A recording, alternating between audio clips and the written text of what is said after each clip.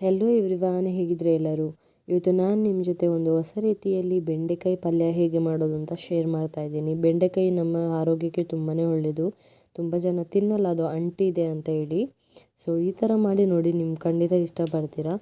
ನೋಡಿ, ನಾವು ಸೆಲೆಕ್ಟ್ ಮಾಡುವಾಗ ಈ ಥರ ಬೆಂಡೆಕಾಯಿನ ಕಟ್ ಮಾಡ್ಕೊಳ್ಬೇಕು. ಆವಾಗ ಪಟ್ಟ ಅಂತ ಸೌಂಡ್ ಬರುತ್ತೆ, ಆವಾಗ ಅದು ಎಳತ್ತು ಅಂತ ಹೇಳಿ ಗೊತ್ತಾಗುತ್ತೆ. ಅದೇ ರೀತಿ ನಾನು ಮಾಡಿದ್ದೀನಿ ಎಲ್ಲನ. ಅಥವಾ ಇನ್ನೊಂದು ಮೆಥಡ್ ಏನಪ್ಪ ಅಂದರೆ, ನಿಮಗೆ ಕಟ್ ಮಾಡಲಿಕ್ಕೆ ಬೇಡ ಅಂತ ಹೇಳಿದರೆ ಈ ಥರ ಪ್ರೆಸ್ ಮಾಡ್ಕೊಳ್ಳಿ. ಪ್ರೆಸ್ ಮಾಡುವಾಗ ನಿಮಗೆ ಸ್ಮೂತ್ ಅನಿಸುತ್ತೆ, ಆವಾಗ ಅದು ಒಳ್ಳೆಯದು ಎಳತು ಅಂತ ಹೇಳಿ ಅರ್ಥ. ತುಂಬ ಹಾರ್ಡಿದ್ರೆ ಅದನ್ನು ತೊಗೊಳ್ಳಿಕ್ಕೆ ಹೋಗಬೇಡಿ. ಸೊ ಬನ್ನಿ ಇವತ್ತಿನ ರೆಸಿಪಿ ಸ್ಟಾರ್ಟ್ ಮಾಡುವ. ನೋಡಿ, ಈ ಥರ ಕಟ್ ಮಾಡಿ ಇಟ್ಕೊಂಡಿದ್ದೀನಿ. ಮತ್ತು ಒಂದು ಟೊಮೆಟೊ ಇಟ್ಕೊಂಡಿದ್ದೀನಿ, ಒಂದು ಈರುಳ್ಳಿ, 4-5 ಲೆಸ್ಲು ಬೆಳ್ಳುಳ್ಳಿ ಹಾಗೂ 4 ಹಸಿಮೆಣಸಿನ್ಕಾಯಿನ ಕಟ್ ಮಾಡಿ ಇಟ್ಕೊಂಡಿದ್ದೀನಿ. ಈಗ ಫಸ್ಟ್ ಮೆಥಡ್, ನಾವು ಸ್ವಲ್ಪ ಫ್ರೈಯಿಂಗ್ ಪ್ಯಾನಿಗೆ ಸ್ವಲ್ಪ ಕುಕ್ಕಿಂಗ್ ಆಯಿಲ್ ಹಾಕ್ಕೊಂಡು ಮೊದಲಿಗೆ ಇದನ್ನ ಫ್ರೈ ಮಾಡ್ಕೊಳ್ಬೇಕು. ಸ್ವಲ್ಪ ಉಪ್ಪು ಹಾಕಿ ಇದನ್ನ ಫ್ರೈ ಮಾಡ್ಕೊಳ್ಬೇಕು. ಯಾಕಪ್ಪ ಅಂದರೆ ಅದು ಅಂಟು ಏನಿದೆ ಅದು ಹೋಗುತ್ತೆ. ಈ ಥರ ಫ್ರೈ ಮಾಡೋದ್ರಿಂದ ಆ ನೋಳೆ ಏನಿದೆ ಅದು ನಮಗೆ ತಿನ್ನುವಾಗ ಸಿಗಲ್ಲ. ಅದಕ್ಕೋಸ್ಕರ ಈ ಮೆಥಡನ್ನು ಯೂಸ್ ಮಾಡ್ತಾ ಇದ್ದೇನೆ. ಚೆನ್ನಾಗಿ ಫ್ರೈ ಆಗಬೇಕು, ಜಾಸ್ತಿ ಫ್ರೈ ಆಗಬೇಕು ಅಂತಿಲ್ಲ, ಸ್ವಲ್ಪ ಕಲರ್ ಚೇಂಜ್ ಆಗುವ ತನಕ ಫ್ರೈ ಆದರೆ ಸಾಕು. ಈ ಥರ ಮಾಡಿ ನೋಡಿ, ನೀವು ಕೂಡ ಇಷ್ಟಪಡ್ತೀರಾ. ಯಾರಿಗೆ ಇಷ್ಟ ಇಲ್ಲ ನೋಡಿ ಬೆಂಡೆಕಾಯಿ, ಈ ಥರ ಮಾಡಿದ ಮೇಲೆ ಅವರು ಇಷ್ಟಪಟ್ಟು ತಿಂತಾರೆ.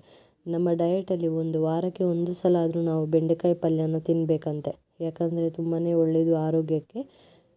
ಸೊ ಹಾಗಾಗಿ ನೋಡಿ, ನೆಕ್ಸ್ಟ್ ನಾನಿಲ್ಲ ಅದನ್ನು ಸೈಡಿಗೆ ಇಟ್ಕೊತಾ ಇದ್ದೀನಿ. ಒಂದು ಪಾತ್ರೆಗೆ 1-2 ಸ್ಪೂನಷ್ಟು ಕುಕ್ಕಿಂಗ್ ಆಯಿಲ್ ಹಾಕ್ಕೊಂಡು ಸ್ವಲ್ಪ ಜೀರಿಗೆ ಹಾಕ್ಕೊಂಡು ಕಟ್ ಮಾಡಿ ಇಟ್ಟಂಥ ಬೆಳ್ಳುಳ್ಳಿನ ಹಾಕ್ಕೊತಾ ಇದ್ದೀನಿ.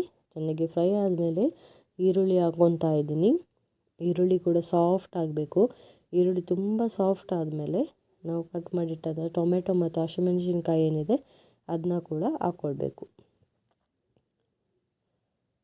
ನೋಡಿ, ಈ ಥರ ಚೆನ್ನಾಗಿ ಫ್ರೈ ಮಾಡಬೇಕು. ಇದು ಸಿಂಪಲಾಗಿರುತ್ತೆ, ಸಿಂಪಲಾಗಿ ಟೇಸ್ಟಿಯಾಗಿ ಬರುವಂಥ ಒಂದು ರೆಸಿಪಿ. ಇದರ ಮೇನ್ ಇಂಗ್ರೀಡಿಯೆಂಟ್ಸ್ ನಾನು ಮುಂದೆ ಹೇಳ್ತೀನಿ, ವಿಡಿಯೋನ ಕೊನೆಯ ತನಕ ನೋಡಿ.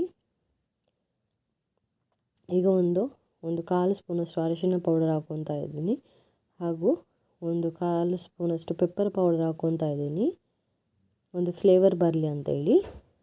ನೆಕ್ಸ್ಟ್ ಇಲ್ಲಿ ನಾನು 2 ಸ್ಪೂನಷ್ಟು ಚಿಲ್ಲಿ ಪೌಡರ್ ಹಾಕ್ಕೊತಾ ಇದ್ದೀನಿ. ಹಸಿಮೆಣಸಿನ್ಕಾಯಿ ಹಾಕ್ಕೊಂಡಿದ್ದೀವಿ ಅಲ್ವಾ, ನೋಡಿಕೊಂಡು ನೀವು ಚಿಲ್ಲಿ ಪೌಡರ್ ಹಾಕ್ಕೊಂಡ್ರೆ ಆಯಿತು.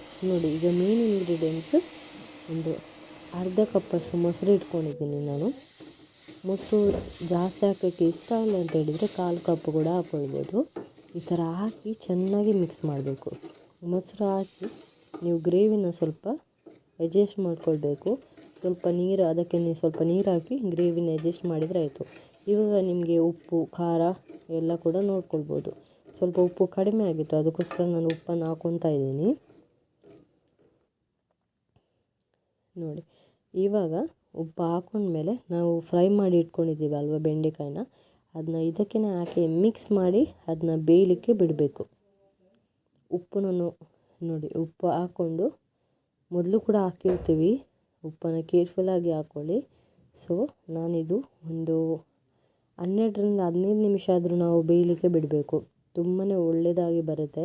ಬೆಂಡೆಕಾಯಿ ಜಾಸ್ತಿ ಸಾಫ್ಟ್ ಕೂಡ ಆಗೋಲ್ಲ, ಕ್ಲಿಯರಾಗಿ ಚೆನ್ನಾಗಿ ಬೇಯುತ್ತೆ. ನೋಡಿ, ಈ ಥರ ಮಾಡಿ ಒಂದು 15 ನಿಮಿಷ ನಾನು ಬೇಯಿಸ್ತೀನಿ. ಗ್ರೇವಿ ನಿಮಗೆ ಜಾಸ್ತಿ ಇದಕ್ಕೆ ಬೇಕು ಅಂತ ಇಲ್ಲ, ಸೆಮಿ ಗ್ರೇವಿ ಮಾಡ್ಕೊಳ್ಬೇಕು, ಆವಾಗ ಸೂಪರಾಗಿ ಬರುತ್ತೆ. ನೋಡಿ, 15 ನಿಮಿಷ ಆದಮೇಲೆ ಒಳ್ಳೆಯದಾಗಿದೆ. ತುಂಬಾ ಬೆಂಡೆಕಾಯಿ ಕೂಡ ಒಳ್ಳೆಯದಾಗಿ ಬೆಂದಿದೆ, ಹಾಗೂ ಗ್ರೇವಿ ಕೂಡ ಪರ್ಫೆಕ್ಟಾಗಿ ಬಂದಿದೆ. ಸ್ವಲ್ಪ ಈಗ ಗಾರ್ನಿಷಿಗೋಸ್ಕರ ಕೊತ್ತಂಬರಿ ಸೊಪ್ಪು ಹಾಕ್ಕೊತಾ ಇದ್ದೀನಿ ನಾನು. ಸ್ವಲ್ಪ ಮಿಕ್ಸ್ ಕೊಟ್ಟು ಗ್ಯಾಸನ್ನು ಆಫ್ ಮಾಡಿ ಗಂಜಿ ಊಟದ ಜೊತೆಗೆ ಸರ್ವ್ ಮಾಡಿ. ತುಂಬಾ ಸೂಪರಾಗಿ ಬರುತ್ತೆ.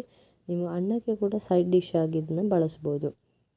ನೀವು ಕೂಡ ಟ್ರೈ ಮಾಡಿ ಹೇಗೆ ಬಂದಿದೆ ಅಂತೇಳಿ ನನಗೆ ತಿಳಿಸಿ. ನಾನಂತೂ ಫಿಶ್ ಫ್ರೈ ಹಾಗೂ ಬೆಂಡೆಕಾಯಿ ಪಲ್ಯನ ತುಂಬಾ ಎಂಜಾಯ್ ಮಾಡಿ ತಿಂದೆ. ನನ್ನ ವಿಡಿಯೋ ಇವತ್ತಿನ ಇಷ್ಟ ಆದರೆ ನಿಮಗೆ ಒಂದು ಲೈಕ್ ಕೊಡಿ, ಶೇರ್ ಮಾಡಿ, ಸಬ್ಸ್ಕ್ರೈಬ್ ಮಾಡಿ, ಸಪೋರ್ಟ್ ಮಾಡಿ. Thank you.